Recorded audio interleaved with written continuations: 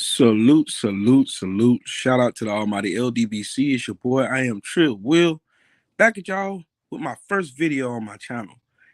Yeah, please remember, if you're not subscribed to the channel, please make sure you hit the subscribe button, make sure you hit that bell icon, and make sure that you tap like on this video and share it.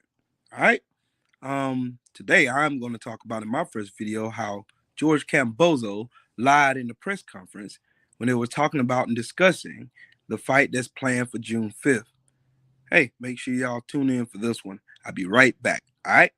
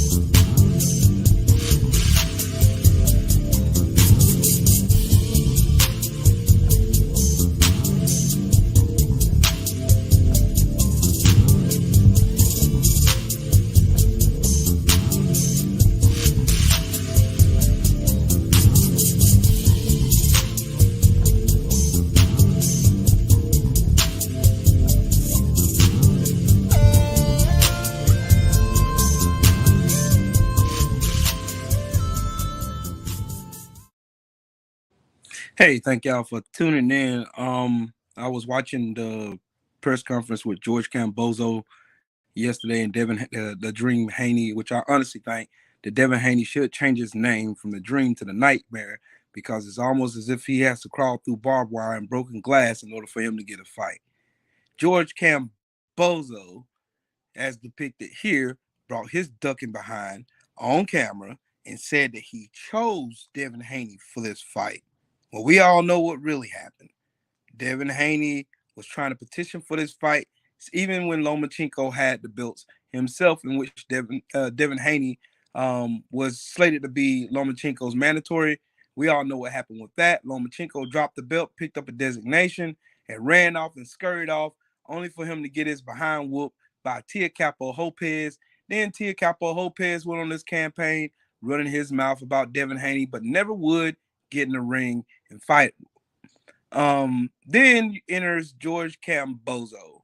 Being that Tia Capo Lopez did not want to fight Devin the Dream Haney, he then turns around and goes and fights the latter of the two in his mind, which was George Kambozo, in which he didn't take that fight serious enough, got dropped on his behind, and ended up losing the fight via split decision and looking totally stupid now that he's dwindled off into the bowels of obscurity, and no one really gives a shit about Tia Capo Lopez.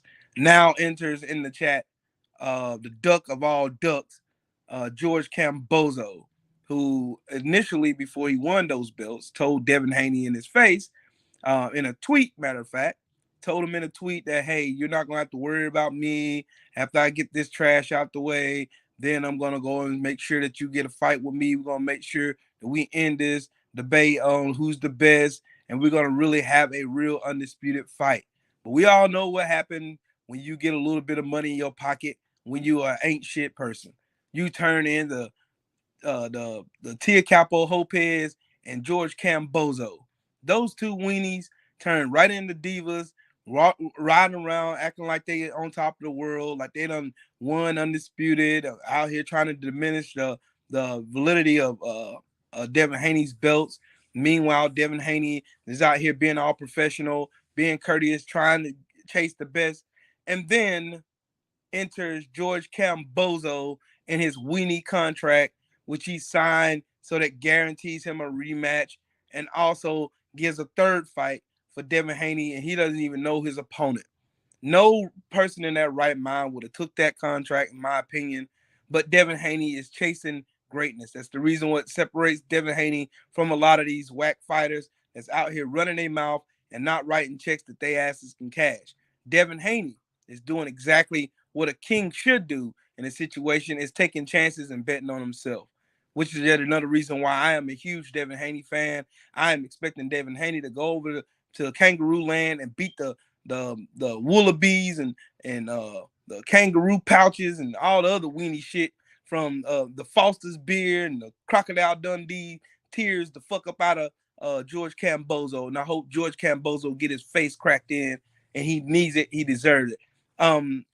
Frankly, I did not appreciate none of the disrespect from George Kambozo, calling Devin Haney a boy and not addressing him as the man that he is and trying to diminish him using old racist tropes. Everybody knows and understands what it happens when a white man calls a black man a boy. They know he's trying to diminish the fact of his manhood and him being a man when he had to chase this man down in order for him to even try to sign the contract anyway.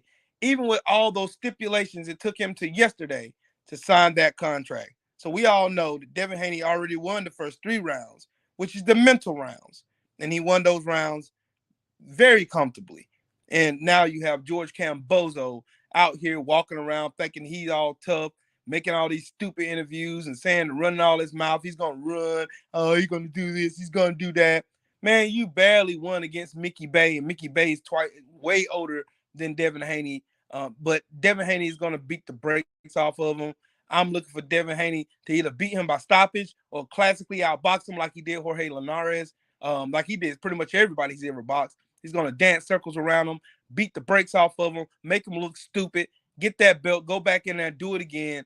And then probably Bob Arum's going to try to snake in Lomachenko somewhere around or some weenie that he pulls up to try to get those belts away from Devin Haney, because we all know how races are in boxing. We all know how it's going to go down.